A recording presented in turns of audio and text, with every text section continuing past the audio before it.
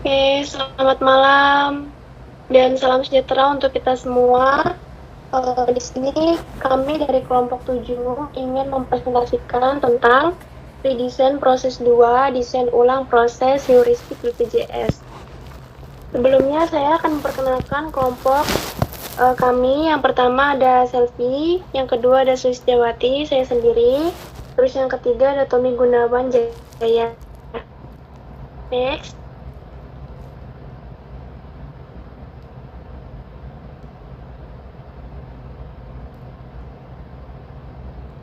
Next. Oke, jadi apa sih desain ulang proses heuristik itu? Yaitu adalah salah satu cara untuk memperbaiki proses berbasis aturan praktis heuristik atau yang bisa disebut dengan proses kerja di suatu organisasi atau perusahaan dengan menggunakan pendekatan yang praktis, cepat, dan berdasarkan pengalaman lapangan.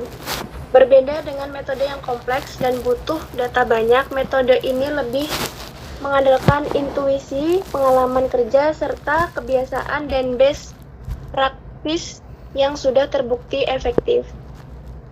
Oke, next.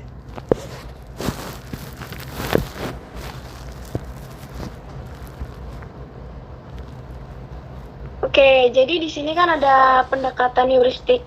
Jadi pendekatan heuristik ini tuh cocok digunakan ketika perusahaan ingin melakukan perubahan cepat, tapi tidak punya waktu atau sumber daya untuk melakukan analisis yang rumit. Walaupun solusinya tidak selalu paling optimal secara teori, tapi hasilnya cukup baik, efisien, dan langsung bisa diterapkan di dunia nyata. Kenapa banyak perusahaan memilih pendekatan ini untuk menangani masalah operasional sehari-hari? Yaitu yang pertama ada eliminasi aktivitas tidak bernilai tambah, atau sama dengan kayak kita menghapus langkah-langkah atau aktivitas yang tidak memberikan dampak langsung ke hasil akhir.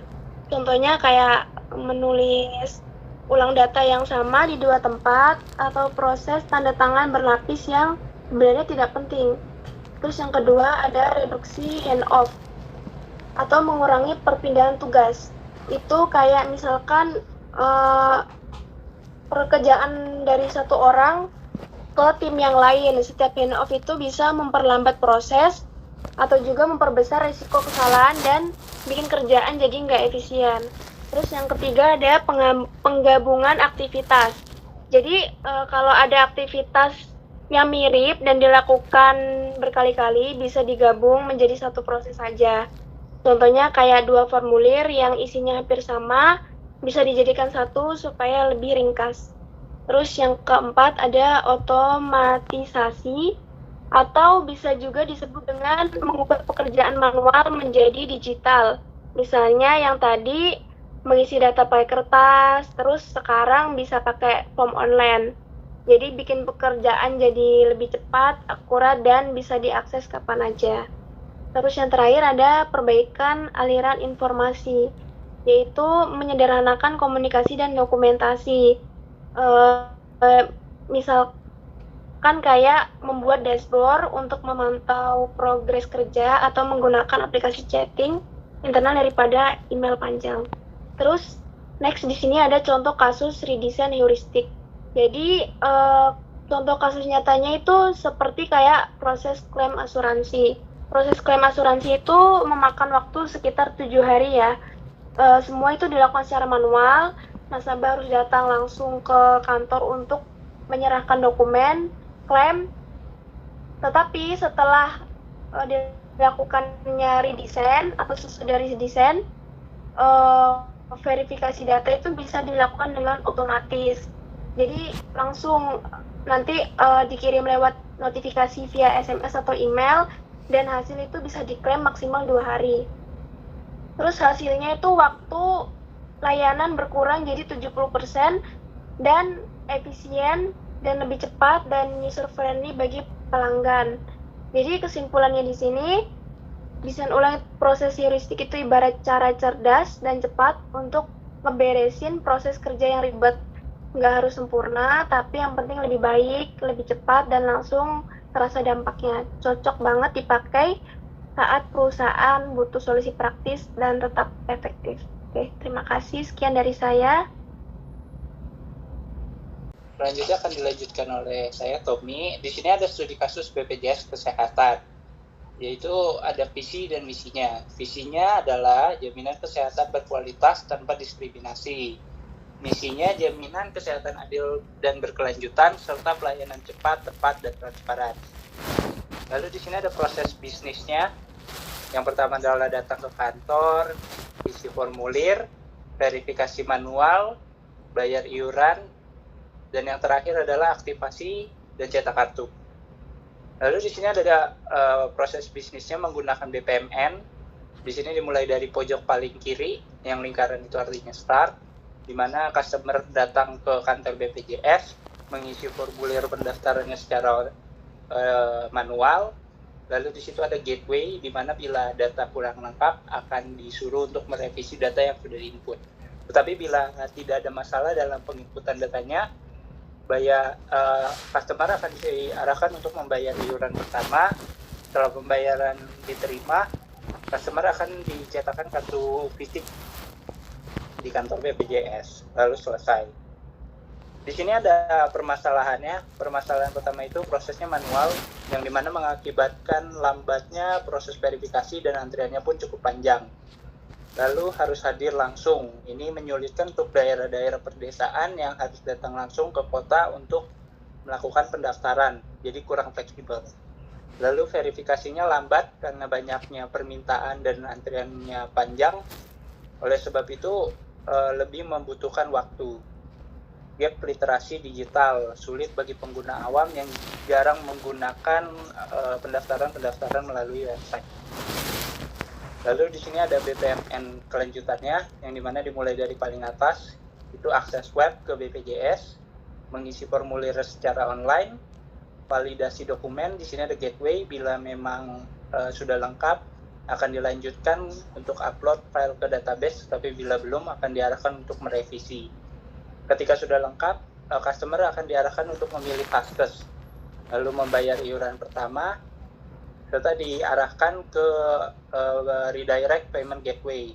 Di sini ada gateway lagi, bila pembayarannya gagal akan dibuatkan untuk kode billing baru, tetapi bila sudah diterima akan dicetak kartu secara digital dan dikirimkan melalui email.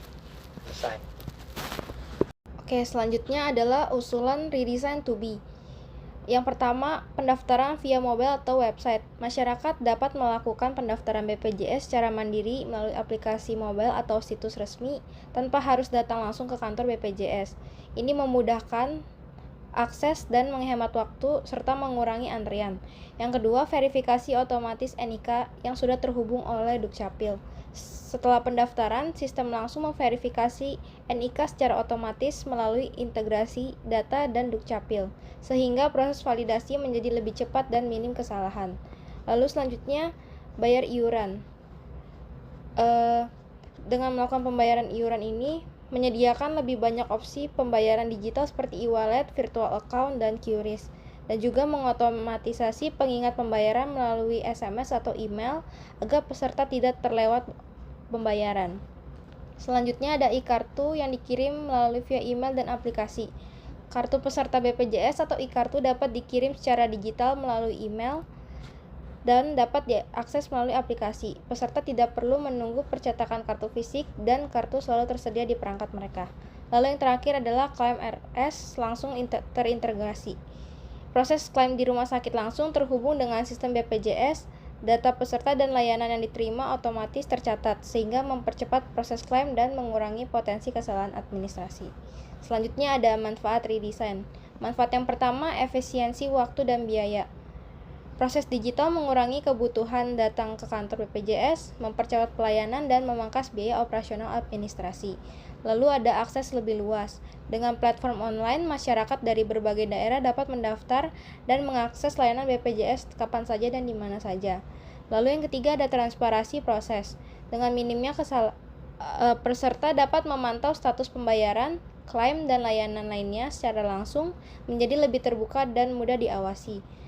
Lalu ada minim kesalahan manusia, otomatisasi, verifikasi, dan integrasi data mengurangi risiko kesalahan input manual yang biasa terjadi dalam proses konvensional. Lalu yang terakhir ada data real time. Sistem yang saling terhubung memungkinkan data diperbarui secara langsung, mempermudah analisis pelaporan dan pengambilan keputusan oleh pihak BPJS. Selanjutnya, kesimpulannya adalah desain ulang heuristik meningkatkan efektivitas layanan. Dengan adanya ini dapat meningkatkan efektivitas layanan secara signifikan. Lalu yang kedua ada studi kasus BPJS menunjukkan potensi digitalisasi. Studi kasus BPJS memperlihatkan potensi besar digitalisasi proses mulai dari pendaftaran hingga klaim. Lalu yang terakhir ada efisiensi dan keputusan peserta yang meningkat.